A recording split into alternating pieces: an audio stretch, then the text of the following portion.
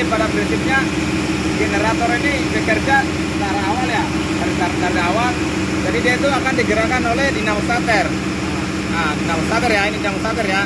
Jadi setelah mesinnya bekerja, maka dinamo starter itu akan stop. Dia stop bekerja. Jadi setelah menggerakkan mesin, dinamo starter akan stop. Nah, setelah itu dia akan terjadi proses pembakaran dalam tiap-tiap silinder. Nah, setelah terjadi proses pembakaran tiap-tiap silinder, mesin akan bekerja secara terus-menerus. Nah, proses pembakaran itu terjadi tadi karena adanya dari segitiga api ya. Segitiga api itu apa aja? Dari udara, bahan bakar, sama panas. Nah, udaranya dari mana? Udaranya dari turbocharge melalui intercooler sebelum masuk ke tiap silinder. Nah, bahan bakarnya melalui injektor. Nah, sedangkan panasnya didapatkan dari proses kompresi ya dari tiap-tiap silinder. Gitu ya kawan-kawan. Jadi pada prinsipnya mesin itu akan bekerja secara terus-menerus selama bahan bakar yang di dalam silinder akan berkabut terus. Jadi mesin itu nggak bakalan stop. Nah, sekarang sistem bahan bakar. Nah, jadi sistem bahan bakar yang kita akan jelasin masalah sistem bahan bakar. Jadi sistem bahan bakar ini melalui beberapa filter ya. Jadi dari segi service tank, nah dari pintu tank service tank, nanti akan masuk ke filter pertama. Ini ya. Ini filter pertamanya nih. Ini filter pertama ya. Nah,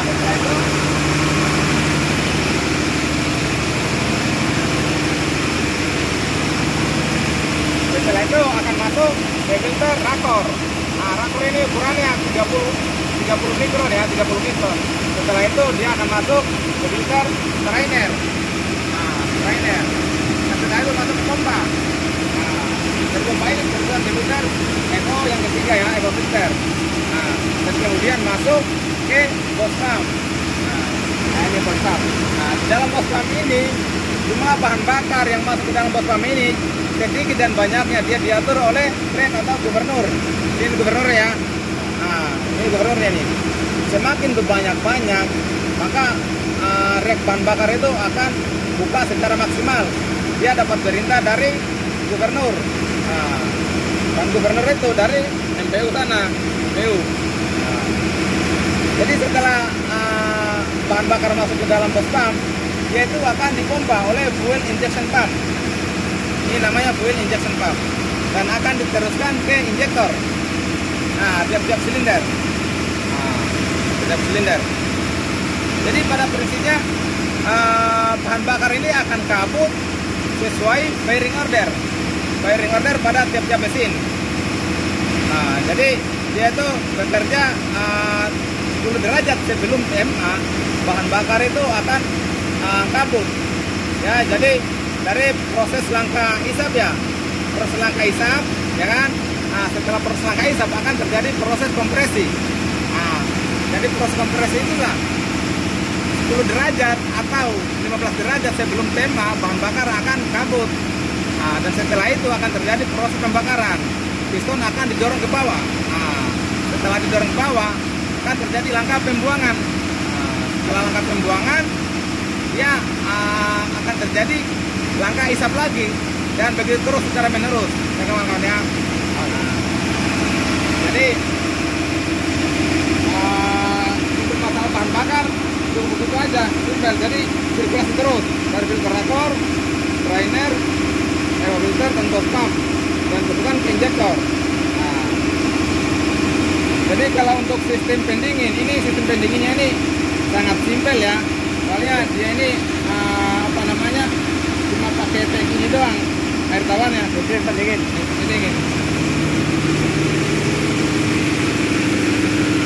Jadi sistem pendingin ini dari ini saksen ya, isapan. Nah, isapan diisap oleh pompa dan akan ditekan melalui intercooler. Nah, melalui intercooler. Setelah intercooler akan masuk ke press water cooler. Nah, press water cooler dan diteruskan ke overcool, sirkulasi terus secara terus menerus. Nah, press water cooler ini fungsinya untuk mendinginkan air tawar ya yang keluar dari mesin. Jadi dalam sistem pendingin itu kan setelah mendinginkan mesin otomatis kan keluar dari tiap-tiap silinder itu temperaturnya sekitar 60 derajat. Nah, disitulah akan didinginkan oleh cooler hingga temperaturnya menjadi turun sampai 40 derajat lagi. Dan setelah itu masuk ke mesin lagi, gitu-gitu terus, muter-muter terus. Nah, jadi kalau untuk sistem pendingin gitu aja. Jadi dari apa namanya, dari setelah mendingin intercooler, mendinginkan proses sirkuler. Nah, setelah itu air lautnya balik ke overboard. Dan pada fresh water, setelah keluar dari mesin, didinginkan oleh proses cooler. Setelah keluar dari fresh water cooler, dia akan mendinginkan LO cooler. Nah, ini LO cooler.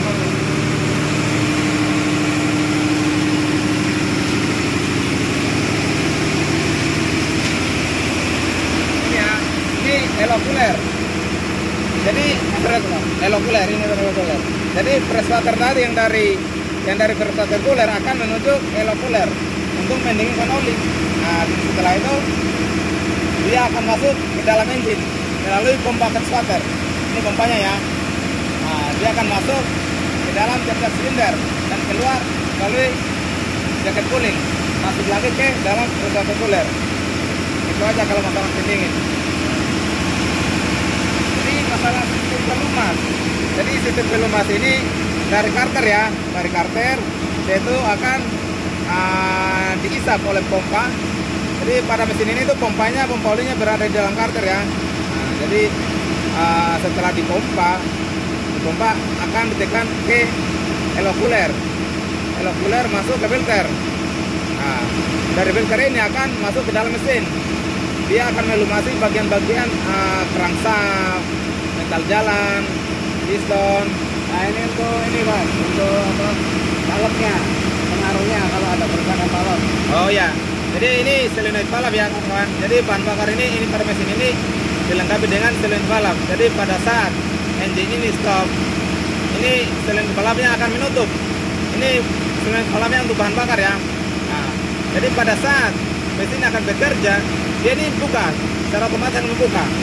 Jadi kalau umpamanya di mesinnya teman-teman ada kendala masalah bahan bakar mungkin nggak keluar di dalam di injektor, bisa jadi solenoid valve-nya itu ada masalah ya. Jadi kawan-kawan harus ngecek, pertama ya harus ngecek powernya, arusnya, powernya ada yang masuk nggak. Nah, apabila powernya masuk berarti kerusakan pada solenoid valve harus diganti ya. Mungkin membrannya atau sobek atau udah mati, jadi harus dicek dulu. Intinya kalau ada power berarti solenoid valve yang bermasalah. Nah, ini untuk tekanan oli Pak. Nah, ini untuk indikator oli ya. Ini normal, ini rata-rata 4 kilo sampai 5 kilo normal. Jangan sampai di bawahnya 4 kilo. Nah, jangan sampai di bawahnya 4 kilo. Kalau bisa di atasnya 4 kilo. Jadi mesin ini safety device-nya masih aktif ya. Jadi tekanan 2 kilo dia akan shut down, otomatis mesin ini akan mati sendiri. Nah, jadi kawan-kawan harus sering ini ya, rutin perawatan, terutama masalah filter oli, pergantian oli. Nah, masalahnya tekanan ini berpengaruh pada filter oli ini tadi. Apabila filter olinya jarang diganti, maka dia tekanannya punya akan ngedrop. Nah, jadi kawan-kawan harus sering-sering maintenance, perawatan rutin. Ganti oli, ganti filter itu penting sekali ya pada mesin ini. Nah, jadi jangan dianggap sepele, itu pengaruhnya besar banget. Sekarang penyebab buang tinggi.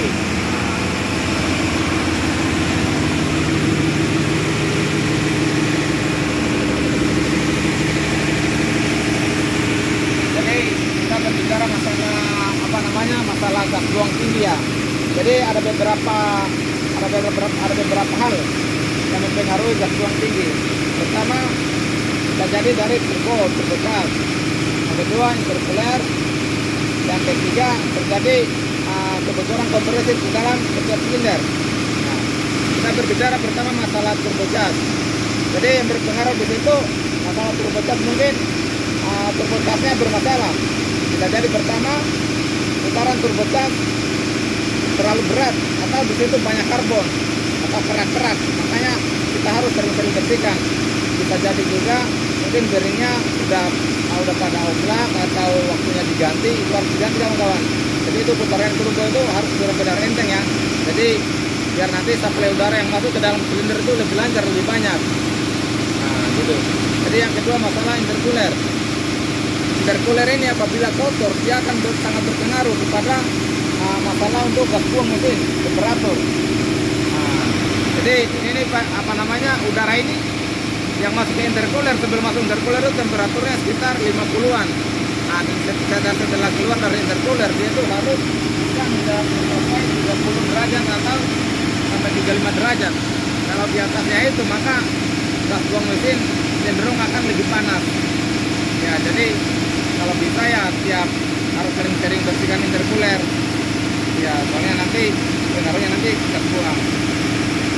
Terus yang kedua masalah terjadinya kebocoran kompresi di dalam tiap-tiap silinder. Jadi masalah kebocoran kompresi ini ada beberapa hal ya, terutama yang mungkin dari klep hisap atau klep buang mungkin ada yang bocor. Yang kedua, ring piston atau piston udah aus. Jadi di situ kompresinya akan semakin lemah. Yang ketiga, silinder linernya udah aus juga. Jadi yang melakukan overhaul wajib kita untuk melakukan pengukuran dari liner, piston. Nah, caranya ya pakai mikrometer inside atau diambil gapnya itu kawan-kawan. Jadi pada saat overhaul itu jangan lupa dicek ya, terutama sama klepnya tadi jangan lupa di setir. Ya, karena itu akan berpengaruh pada tekanan kompresi. Nah, itu aja kawan-kawan. Kalau silinder head pengaruhnya kalau bekas. Ya, salah silinder head. Di dalam silinder head itu kan kerja apa namanya, ada yang namanya sistem pendingin. Itu harus ditutup juga ya, khawatirnya udah keropos sehingga bisa mengakibatkan kebocoran air yang masuk ke dalam silinder. Nah, kebocoran air yang masuk ke dalam silinder itu sangat fatal ya. Itu bisa menyebabkan detonasi, benturan. Nah, pada saat kompresi apa namanya akan terjadi benturan yang sangat keras apabila terjadi kebocoran air di dalam silinder. Bisa menyebabkan ring piston patah atau bolong, bisa jadi juga bisa menyebabkan connecting rod-nya bengkok. Itu ya kawan-kawan, bisa jadi klepnya juga ikut bengkok. Makanya harus sering-sering dilakukan pengecekan secara maksimal. Itu aja kawan. Jadi kemarin itu pada saat kapal posisi jalan kita mengalami troubleshooting masalah di generator. Jadi permasalahannya itu pada saat generator ini lagi running terjadi under voltase atau terjadi penurunan voltase dan frekuensi. Nah, setelah kita lakukan pengecekan, jadi ada terdapat diodanya kebakar. Jadi diodanya kebakar ya, dan kita melakukan pergantian dioda yang baru. Nah, setelah kita lakukan pergantian dioda yang baru, terus kita running kembali nih. Nah, di situ memang frekuensi dan voltasenya udah mau naik. Cuma kendalanya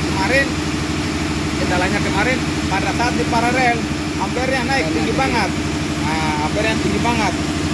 Frekuensi tetap kalian nggak mana, cuma ampernya tinggi banget. Nah, jadi kita melakukan penyetingan pada ampere ya. Nah, jadi kita melakukan penyetingan pada ampere itu kita yang setting pertama ya state. Nah, ini state ya. Nah, ini kita kurangin sedikit, maka di situ voltase ampere akan turun lebih sedikit. Jadi minimal 2 orang ya kalau nyeting ini. Jadi ada yang turun satu orang yang di sini. Jadi kita melakukan pada penyetingan pada step. Alhamdulillah setelah kita lakukan penyetingan pada step ini, ampernya alhamdulillah bekerja normal, secara normal. Gitu aja kawan-kawan. Jadi pada intinya apabila nanti di kapalnya kawan-kawan mungkin mendapatkan masalah mungkin ampernya tinggi, jadi pada intinya ya voltase harus sama-sama 380 ya. Walaupun nanti kapalnya 440, voltasenya harus sama semua antara AE 123. Yang kedua, frekuensi atau phase-nya harus sama semua. Nah, sama 3 fase-nya harus sama semua. Jadi kawan-kawan setelah melakukan perbaikan pastikan benar-benar voltase, frekuensi sama 3 fase-nya harus sama semua, jangan sampai ada yang beda. Kalau memang 380 semua. Kalau phase-nya 50 kasih 50 semua. Jadi itu aja kawan-kawan masukannya. Oke. Ini APR yang rusak ini. Ini APR yang rusak ya.